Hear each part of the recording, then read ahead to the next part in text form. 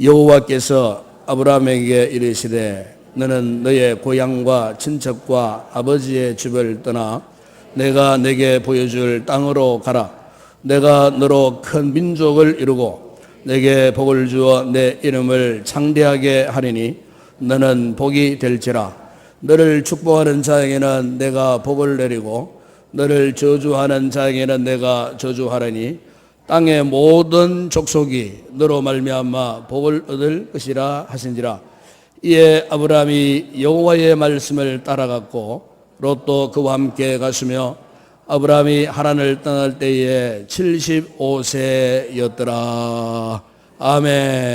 여러분, 사람들 가운데 가장 불행한 사람이 어떤 사람인 것 같습니까? 돈이 없는 사람이 불행할 것 같습니까? 아니 명예가 없는 사람이 불행할 것 같습니까?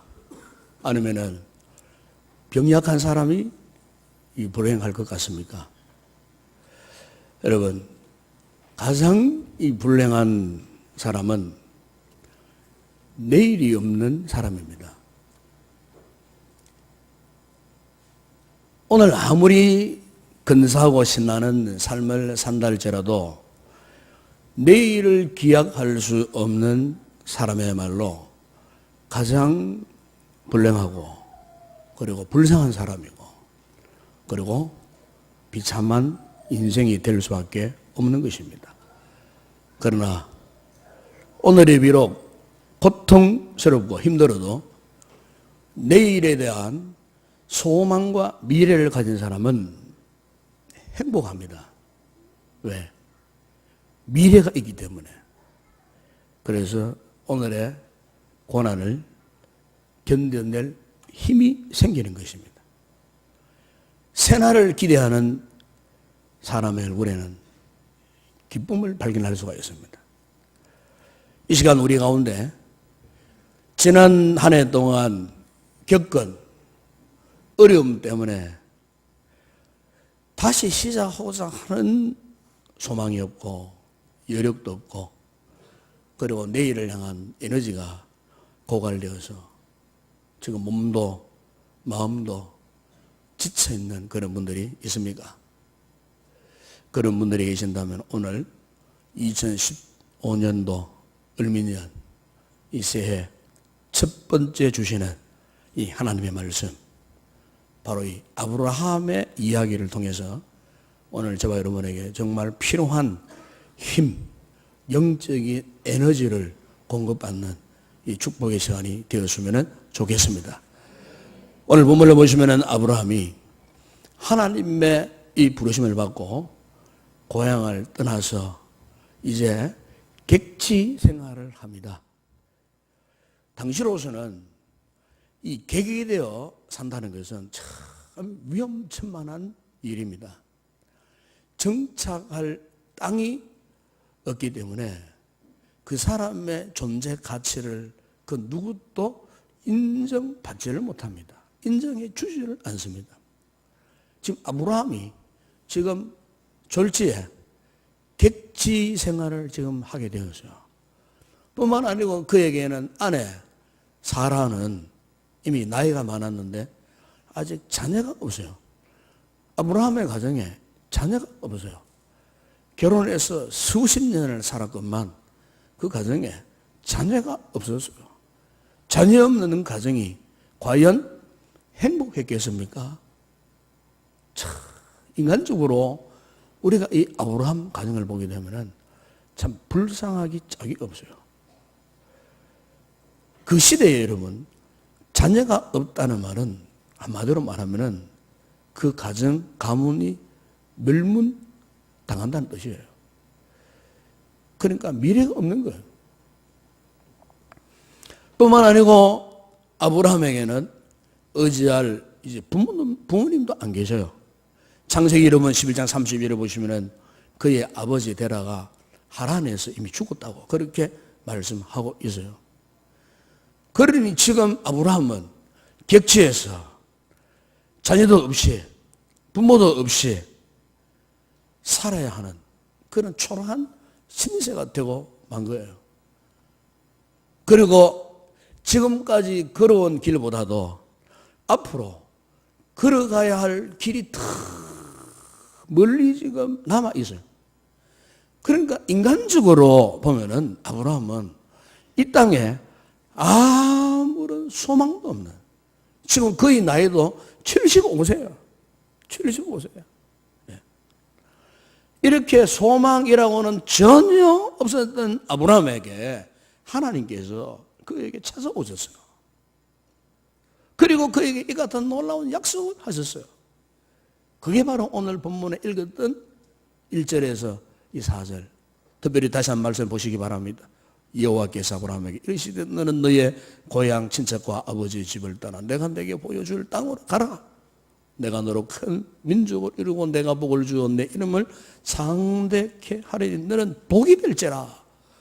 너를 축복하는 자에게는 내가 복을 내리고 너를 저주하는 자에게는 내가 저주하니 땅의 모든 족속이 너로 말미암아 복을 얻을 것이라. 여러분 여기 보시니까 하나님께서 아브라함에게 세 가지 약속을 하셨어요. 땅을 주겠다, 자녀를 주겠다, 큰 민족을 이룬다 그 말이에요. 자녀를 주겠다, 그리고 복이 되겠다, 복에 걷는 자가 되게 해주겠다. 하나님께서요 땅과 자녀와 복을 약속하셨어요. 그리고 이 세 가지 약속의 실현을 위해서 1절에 보시면은 하나님께서 아브라함에게 네 가지 명령을 하셨어요. 그게 뭐냐면 너의 고향을 떠나라, 너의 친척을 떠나라, 너의 아버지 집을 떠나라. 그리고 마지막으로 보시면은 내가 너에게 보여줄 땅으로 가라. 여러분 지금 하나님께서 아브라함에게 명령하시는 것을 보면은요, 지금 아브라함이 처해 있는 현실이나 이 상황 속에서는 도저히 이룰 수 없는 명령들이에요, 사실은. 그렇지 않습니까, 여러분? 네. 특히 2절에 보세요. 2절 보게 되면은 내가 너로 큰 민족을 이루고 그런 말씀을 하셨어요. 이것은 아브라함의 현실, 아브라함의 현재 입장에서는 감히 도달할 수 없는 목표예요. 상상도 할 수 없는 그런 말로 끝날 수밖에 없는 그런 상황이에요. 인간적으로 생각하면은 한번 보십시오. 민족을 이루기 위해서 뭔가 그래도 좀 손이 쥐고 있는 게 있어야 되지 않겠어요? 아브라함은 그런 상태가 아니었어요. 고향을 떠나는 그 순간 당장 거주할 집이 사라져 버렸어요. 그렇다고 큰 돈이 있는 것도 아니었어요. 오히려 먹여 살릴 식손들만 남아 있어요. 아버지를 대신해 자기가 생계를 책임져야 합니다. 더욱 힘든 것은 대를 이을 아들이 없다는 겁니다. 아들이. 이런 상황에서 어떻게 아브라함이 큰 민족을 이루고 아브라함의 이름이 온 세상에 알려질 수 있겠는가? 이것은 도저히 불가능한 상태. 도저히 이것은 달성할 수 없는 목표예요. 여러분, 그런데 오늘 본문 4절을 보시면요, 아브라함의 놀라운 모습을 여기서 우리가 발견할 수 있습니다. 거기 보시면은 이에 아브라함이 여호와의 말씀을 따라갔고, 저는 이 말씀 묵상하는 가운데 가슴이 뜨거워졌어요. 그러구나. 하나님께서 아브라함에게 약속해 주셨을 때에 아브라함이 어떻게 했다고요? 여호와의 말씀을 따라갔다. 여호와의 말씀을 따라갔다. 이 놀라운 사실을 신약 히브리서 11장 8절에서는 이렇게 해석을 하고 있습니다. 믿음으로 아브라함은 부르심을 받았을 때에 순종하여 장래의 유업으로 받을 땅에 나아갈새 갈 바를 알지 못하고 나아갔으며, 그러니까 아브라함은 하나님의 말씀이 자신에게 다가왔을 때에 긍정적으로 반응했고 믿음으로 순종했다는 사실을 여기서 지금 말씀하고 있는 거예요. 현실적으로 보면 실현 불가능한 것이었어요. 그러나 아브라함은 하나님의 말씀 앞에서 믿음과 순종으로 반응했을 때에 하나님께서요 바로 그 믿음을 보시고 그를 통해서 위대한 역사를 나타내셨다는 사실입니다. 사랑하는 여러분, 오늘 우리는 지금 막 이제 2014년을 보내고 이제 새로운 2015년을 맞이했습니다.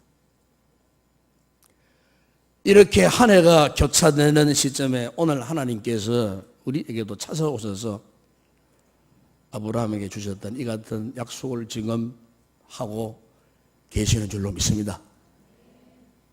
그 첫 번째가 내가 너희에게 땅을 주겠다. 무슨 땅입니까? 2015년이라는 이 약속의 땅, 비전의 땅,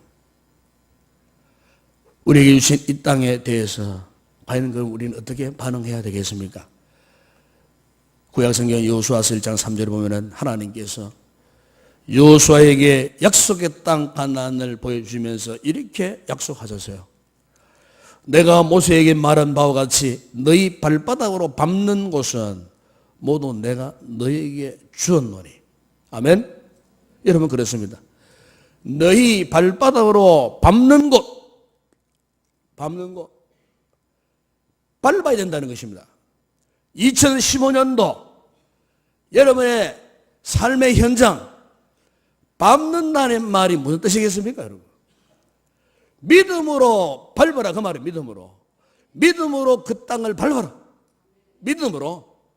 아브라함도 이 땅에 대한 약속을 받았을 때 어떻게 했습니까?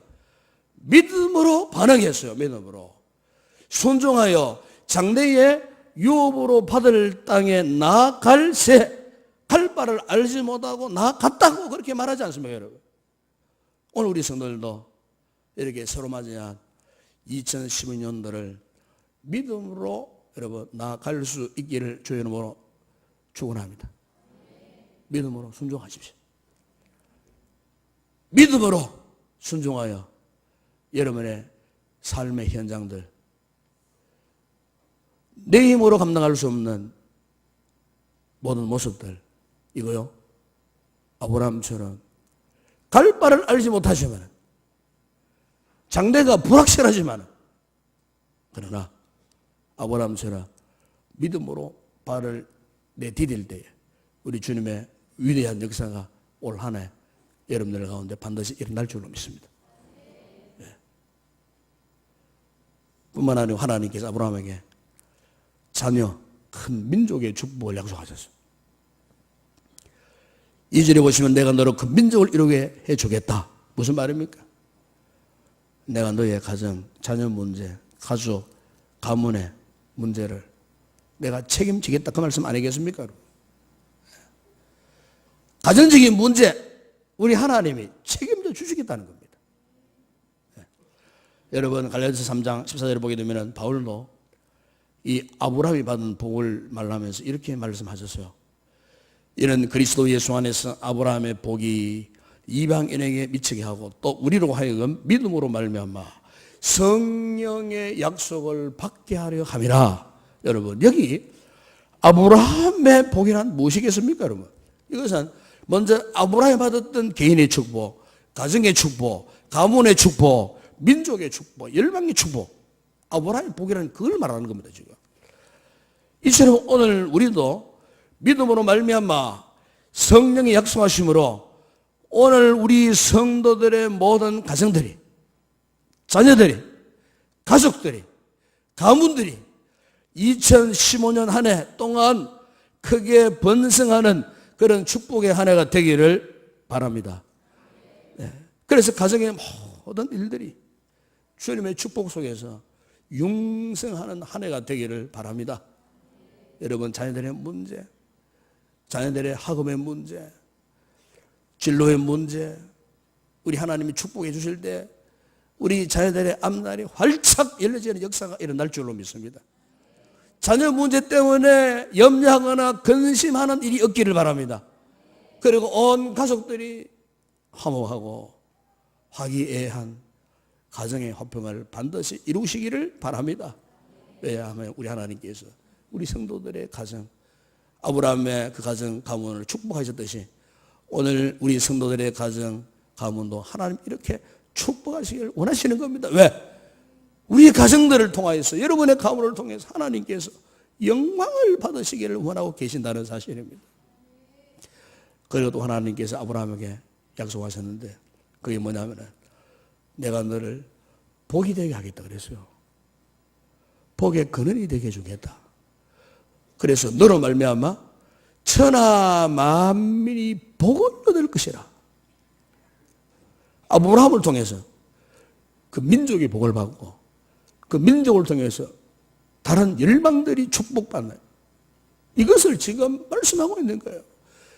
저는 이 말씀을 묵상하면서 이것은 우리 성도들 개인들에게 주신 축복도 되지만은 2015년도에 우리 인동교회에 주시는 축복이 아닌가.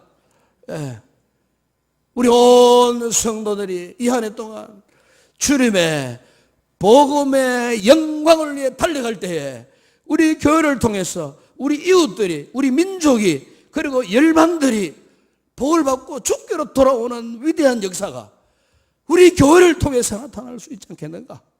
여러분, 우리가 복음을 전할 때 가능한 축복의 역사를 지금 말씀하고 있는 것입니다.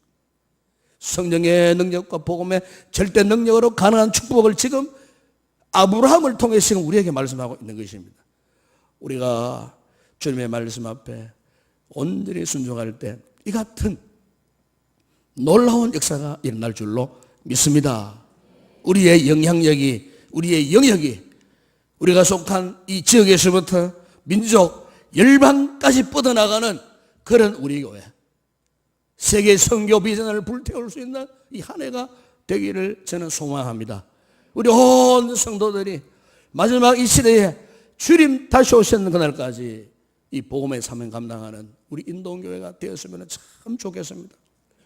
저는 오늘 우리 성도들이 2015년 한 해 동안 하나님께서 아브라함에게 주셨던 이 비전을 향하여 믿음의 여정을 성공적으로 행할 수 있기를 바랍니다.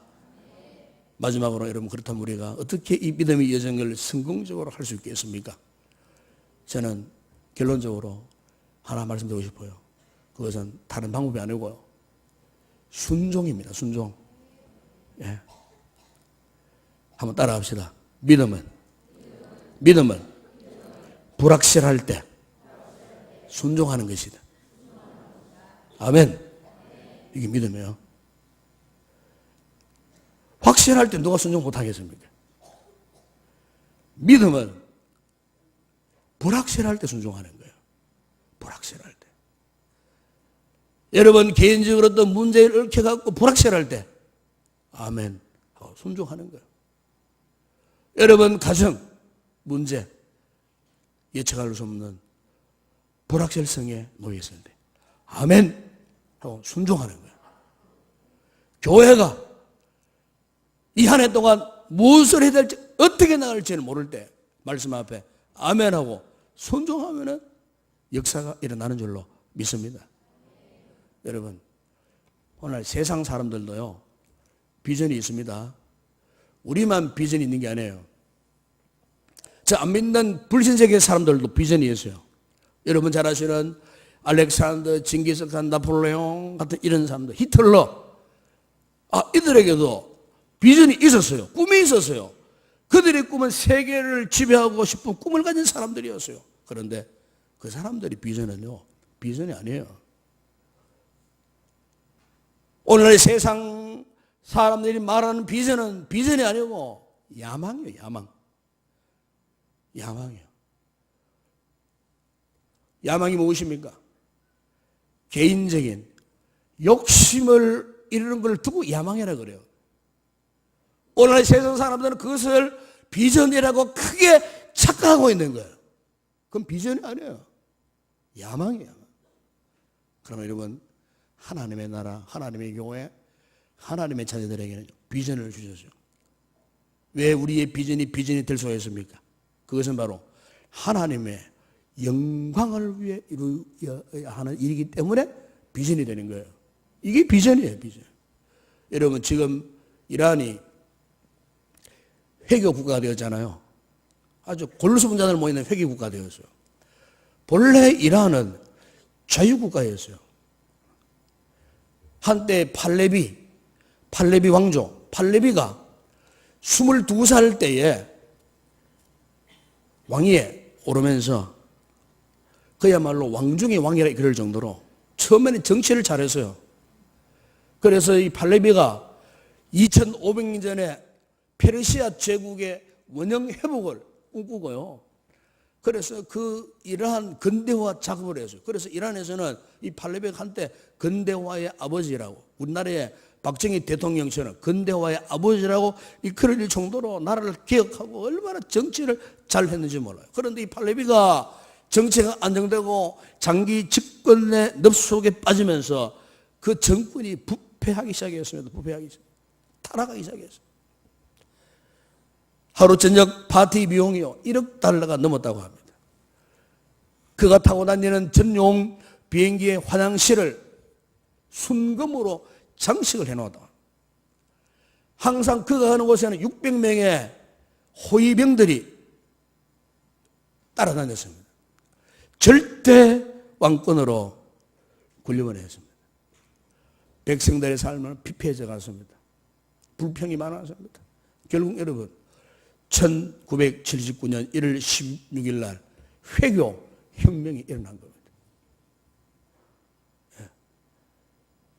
살기 좋았던 자유국가가요, 한 사람의 잘못된 비전, 야망 때문에 그 나라가 회교국가가 돼가고 한동안 자유를 박탈당하고, 거기서 축출된 팔레비는 그 가족과 셋째 왕비와 함께 흙 한 줌 손에 짊어 잡고 훔겨 잡고 망명길에 올랐어요. 모로코에 갔다가 바하마에서 멕시코로, 멕시코에서 미국으로, 미국에서 파나마로 끝없는 망명 생활을 했습니다. 그러다 마지막 이집트 카이로에서 1980년도에 임파선 암으로 팔레비가 죽었습니다. 결국 여러분 잘못된 꿈, 야망 때문에 자신도 망하고 그 국가도 망하게 되었다는 것입니다. 잠언 29장 18절에 보시면은 묵시가 없으면 백성이 방자에 행하거니와 율법을 지켜나지 않는 복이 있느니라 그랬습니다. 여기 묵시라고 하는 말은 무슨 말이냐면 하나님이 주시는 계시라는 뜻입니다. 즉 하나님이 주시는 비전의 말씀이라는 뜻이죠. 그러니까 이것이 없으면 방자에 행하는 거예요. 함부로 행하는 거예요. 함부로 행하다가 타락해 버린다 그 말이에요. 그러나 율법을 지켜나자 무슨 말입니까? 하나님의 말씀의 비전을 받고 말씀을 지키고 말씀을 순종하는 자는 복이 있다 그랬습니다. 여러분, 타조와 독수리 이 비교 이야기를 하는 걸 제가 한번 읽어봤어요. 본래 타조 있죠, 타조. 이 타조도 본래는 하늘을 나는 새였다 그래요. 그런데 이 타조에게는 습성이 하나 있대요. 자꾸 땅을 향한다, 땅을. 땅을 향해가지고, 땅에 앉아가지고, 그냥 땅에서 먹을 수 있는 모이. 여기에만 급급하다가, 나중에는 게을러가지고, 뭐, 날 필요가 뭐 있나? 땅에 먹을 거 많은데. 이렇게 해서 땅에 그만 주워 먹다가, 점점 비대해지고, 날개는 퇴화되고, 이렇게 결국에는 타조가 날개짓을 못하는, 날아가지 못하는 그런 새가 되었다는 거예요. 여러분 한번 여러분, 독수리 아시죠? 이 독수리는 얼마나 딸립한지 모릅니다. 여러분. 몸뚱이보다도 날개가 엄청나게 큽니다. 날개만 펴면 한 3m짜리도 있다 그래요. 그러니까 이 독수리는 타조와는 달리 아무 것이나 먹지 않는다는 거예요. 자신의 몸을 만들기 위해서 절제한다는 거예요. 함부로 먹는 거예요. 그리고 수시로 높은 하늘을 올라간답니다. 예. 자기 몸을 닫은 기회에서 천국을 박차고 높은 하늘을 올라가는 거예요. 때로는 강력한 태풍이 불어와도 기류를 타고 태풍 꼭대기 위로 올라가서 땅을 내려다보는 날개를 활짝 펼쳐서 올라가는, 그래서 올라가서 정확한 방향 감각을 훈련시키고, 그리고 착륙할 때에 그 날카로운 발톱을 훈련시키고 자기의 부리를 훈련시켜서 최고의 맹금류가 되었다는 것입니다. 저는 오늘 우리 성도들이 이 한 해를 살아가면서 타조와 같은 사람이 아니라 독수리와 같은 하늘을 향한 비전과 영적인 정확한 분별을 갖고 이 세상을 믿음으로 살 수 있는 그런 귀한 성도들이 되기를 주의 이름으로 축원합니다. 바로 아브라함처럼 하나님께 주시는 묵시에 순종하여 믿음의 비전을 가지고 땅과 자녀와 그리고 복의 그런 자로서 하나님이 주시는 이 믿음이 비전을 성취하는 그런 성도들이 되기를 바랍니다. 예레미야 33장 2절에 하나님을 일컬어서 예레미야는 이렇게 말씀하고 있습니다. 이 일을 행하시는 여호와, 그것을 만들며 성취하시는 여호와. 그렇습니다. 이 한 해 우리가 전적으로 하나님만 신뢰한다면 이 놀라운 하나님의 비전 가운데 우리 믿음의 여정을 다하게 하시고 승리하게 해 주실 것입니다. 이 같은 은혜와 축복을 누리는 귀한 우리 성도들 되기를 주의 이름으로 축원합니다. 기도합니다. 거룩하신 아버지 하나님, 2015년도 첫 번째 주시는 이 귀한 축복과 생명의 말씀, 비전을 향한 믿음의 여정, 아브라함처럼 주의 말씀 앞에 순종하여 불확실한 상태에서도 믿음으로 갈 바를 알지 못하고 나아갔을 때에 하나님께서 그 아브라함을 통하여서 위대한 역사를 나타내어 주셨습니다. 아버지, 이 한 해 동안 우리도 이와 같은 아브라함 믿음을 본받아 믿음의 사람이 되기를 원합니다. 순종의 사람이 되기를 원합니다. 그래서 하나님 주신 비전을 이루는 복된 성도들이 다 되게 하여 주시옵소서. 예수님의 이름으로 기도드리옵나이다. 아멘.